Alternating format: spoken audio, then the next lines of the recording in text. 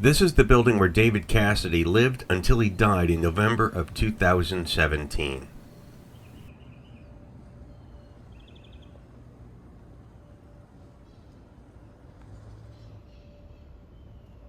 David Cassidy is best known as the teen idol star of the television program The Partridge Family that ran from 1970 to 1974. David spent his life constantly reminding people that he was not Keith Partridge and that when he was a teen idol, he wasn't actually a teen. He was 20 years old when he started playing 16-year-old Keith Partridge on the hit show. Unlike Keith Partridge, David himself was not a goody-goody teenager living in suburbia. He was the only child of Broadway actor-singer Jack Cassidy and Evelyn Ward. David appeared on the Broadway stage at age 19 when he was spotted by an LA agent and sent out to the West Coast for television parts. He had a boyish charm and a pretty face. He was a typical Hollywood young man of the 60s who had tried plenty of psychedelic drugs and enjoyed promiscuity. When he auditioned for the Partridge Family, the sitcom based on the hit band The Cowsills, he didn't know that his real-life stepmother, Shirley Jones, would be playing his TV mother. The TV show was a hit, and the song I Think I Love You became a top-selling global single of 1970. They were nominated for a Grammy Award in 1971 for Best New Artist. At the height of the show's success and David's teen idol status, he was kept busy at the studio filming for 12 hours a day, followed by recording sessions for the steady stream of Partridge Family LPs, radio hits. He'd play concerts all weekend and be back on the set on Monday. He reportedly played some 350 concerts in 17 countries while releasing 10 Partridge Family albums, 8 solo albums, and 17 singles. It's well known that David's father, Jack Cassidy, was a very talented actor. He was also bipolar, bisexual, and abused alcohol. He had a huge ego, and he grew resentful of his wife and son's towering fame above his own. I mean, if you think about it, Jack had been plodding away for decades on Broadway and on television, superstardom just out of reach.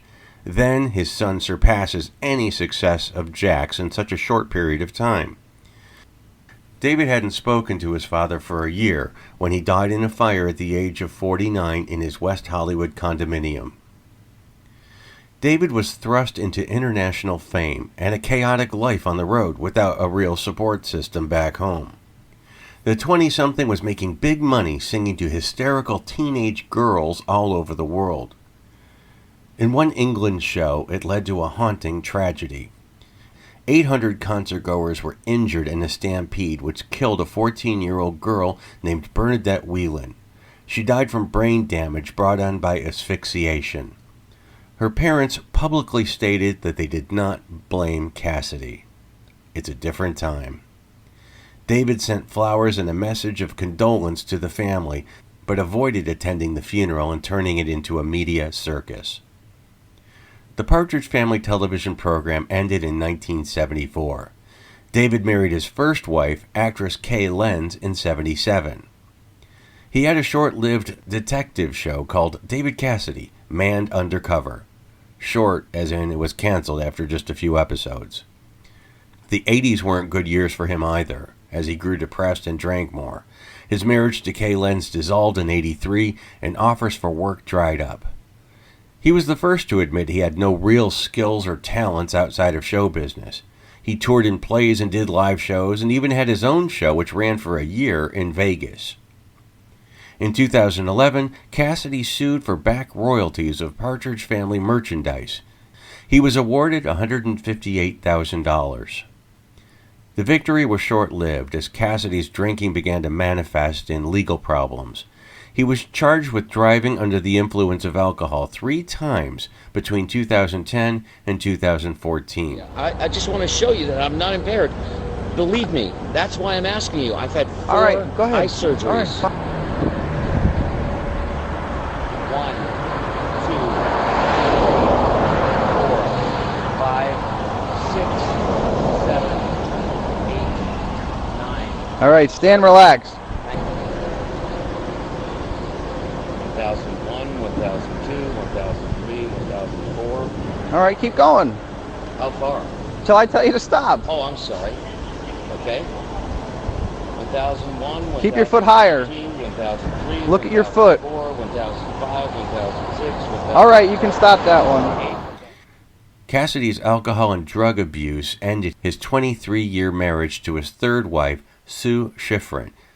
He filed for bankruptcy and was later cited for leaving the scene of yet another accident.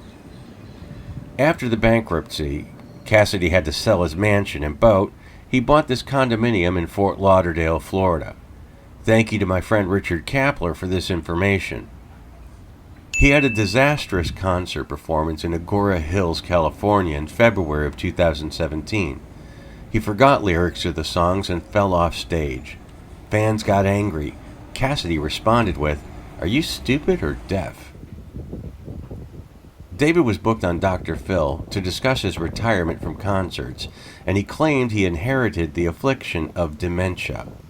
But shortly before David's death, he actually admitted that his mental deterioration was really caused by his excessive drinking and drug abuse. He said, quote, "I did it to myself to cover up the sadness and the emptiness." In November 2017, David was hospitalized with liver and kidney failure. He was put in a medically induced coma and on a ventilator while they searched for a liver transplant. It was unsuccessful. David died of liver and kidney failure on November 21, 2017. He was 67 years old. His family was with him at the end, and his daughter told fans that his last words were, quote, "so much wasted time." An announcement was made to the press. On behalf of the entire Cassidy family, it's with great sadness that we announce the passing of our father, our uncle, and our dear brother, David Cassidy. David died surrounded by those he loved, with joy in his heart and free from the pain that had gripped him for so long.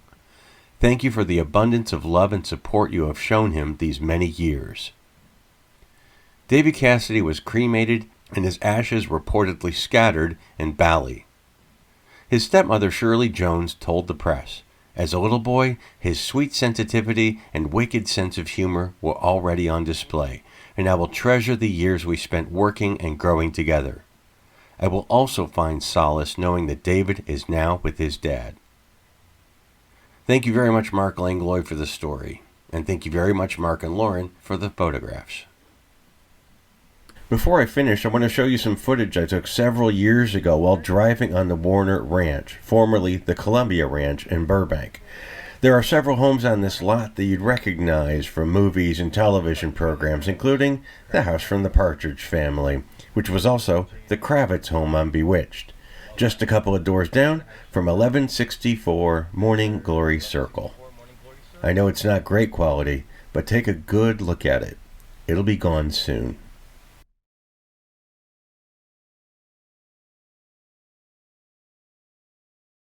I want to thank the people who are supporting my page by the Patreon or PayPal link below. Tim Nixon, Angie, Holly Sonnenberg, Dan Meadowcroft, Marion Luna Ramirez, Scotia, Teresa Dixon, Brian Michalski, and Linda M. I'm so grateful for your generosity.